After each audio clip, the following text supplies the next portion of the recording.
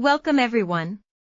In this video, we'll show you how to prototype an add to favorite button in mobile wireframes using MockFlow's prototyping feature in under 2 minutes. We've already created a mobile e-commerce wireframe with 2 states of the favorite button, selected and unselected.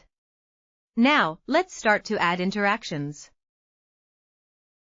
First, click on the unselected favorite button.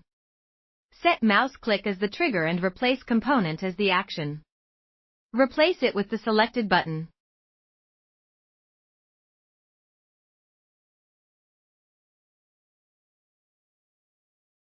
And add a fade-out effect for a smooth visual transition.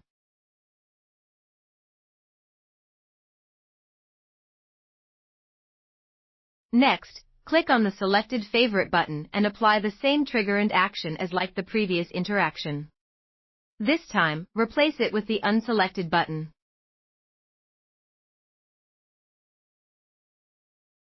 And again add the fade-out effect for consistency in transition. Now, group the entire mobile wireframe and set it as the primary container. This ensures only the mobile frame appears during interactions. Click View to preview the prototype and see how clicking the unselected button switches it to the selected state.